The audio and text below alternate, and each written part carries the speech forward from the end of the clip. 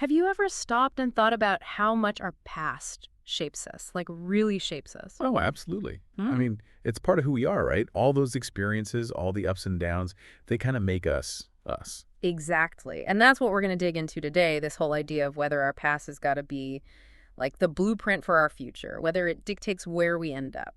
Right, right. And I think right off the bat, we want to say, it definitely doesn't have to. You're not stuck. Yeah. Like you have the power to change things, to make your future different from your past, no matter what that past looks like. It's all about taking control, realizing you have choices. Hmm. And that's what we're going to explore, how to do that, how to sort of break free from that feeling of being, trapped by your past. So let's start with this basic idea. Life doesn't give us a finished script, right? It's not like we get this perfectly laid out plan from the beginning. No, not at all. Yeah. It's more like you get dropped into this play and you're figuring out your role as you go. And some people, they might feel like they got a bit of a head start. Maybe their opening scene is a little smoother, a good family, a nice place to live, that kind of thing. But for a lot of us, it's not like that at all. Yeah, those early chapters can be, well, tough, unpredictable, sometimes even, painful. It's like you're starting the race a few steps behind everyone else. Yeah, and the thing is, you don't get to choose those beginning circumstances. You don't choose where you're born, your family, the situations you're kind of thrown into. Right. And those things, they definitely shape us. But here's the important part. Those are just the starting coordinates. It's like, yeah, that's where you begin on the map, but you get to decide where you go from there. I like that, the starting coordinates. So you're saying it's not about denying the past, but more about understanding that it's not the end of the story. Exactly. It's about recognizing that you have the power to change direction, to steer the ship, even if the waters were rough before. So how do we actually do that? How do we, start steering the ship? It can feel kind of overwhelming sometimes, right? It can, but I think a really powerful way to start is by looking at examples, real people who have faced huge challenges, real hardships, and still managed to create these incredible lives for themselves. They're like living proof that it's possible. I love that, looking at examples. So who comes to mind when you think about, someone who really turned things around?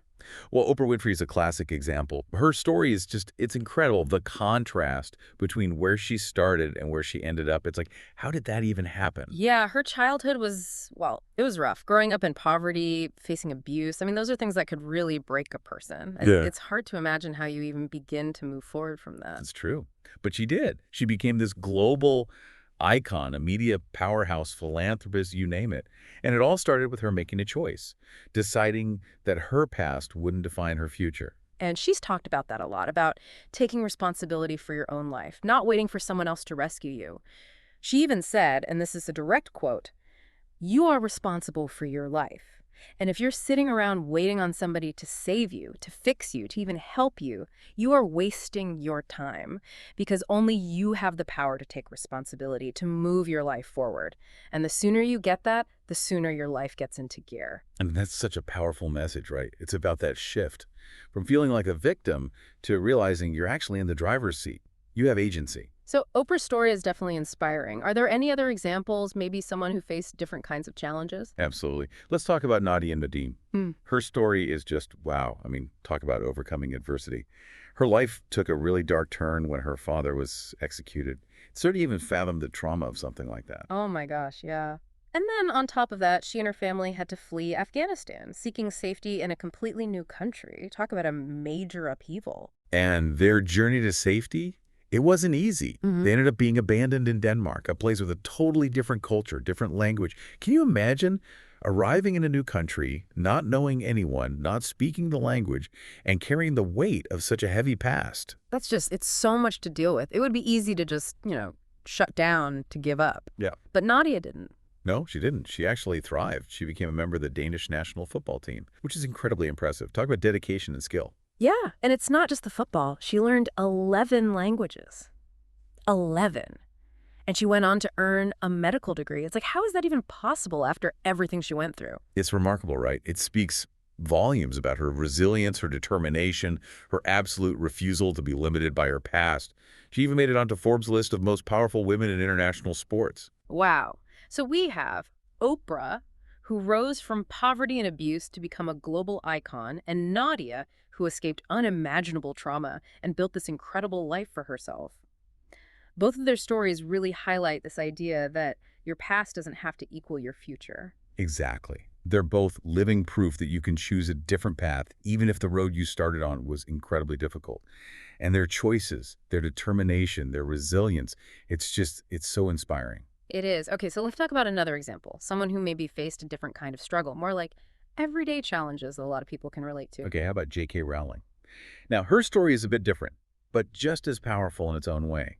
For a while, she was a single mom, living on welfare, really struggling financially, and all this time, she had this deep passion for writing, this dream of being an author. Yeah, I've heard about that. I can't even imagine trying to write a book with all those stresses and worries going on. It would be so easy to just, put that dream aside and focus on survival.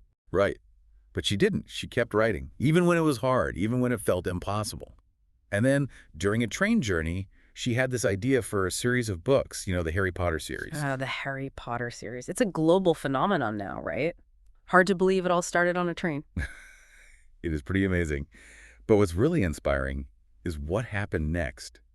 She faced a ton of rejections from publishers, like a lot. I think it was something like 12 different publishers turned her down before she finally got a yes. Oh, wow. That's rough. I mean, after all that work, all that waiting, most people would probably give up at that point. And it would have been totally understandable.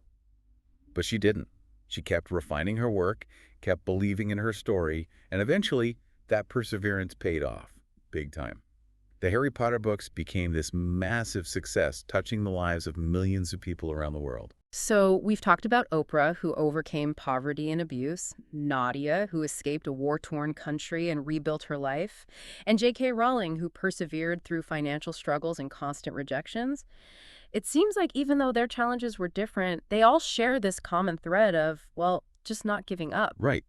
They all chose to push forward, to work hard, to overcome obstacles, to create something new and meaningful, even when it was really tough. Yeah.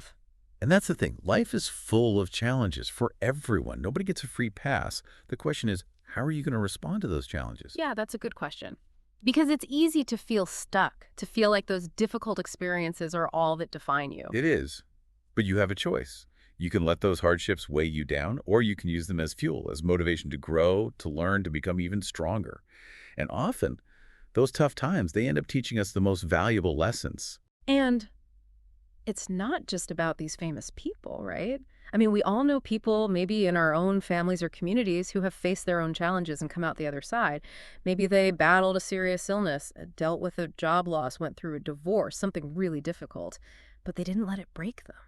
Exactly. And those are the stories that are just as important, just as inspiring, because they remind us that resilience, that inner strength, it's in all of us. We all have the capacity to face hardship and come out stronger. So if there's one thing I hope people take away from this whole conversation, it's that no matter what your past has been, no matter what challenges you're dealing with right now, you are not defined by those things.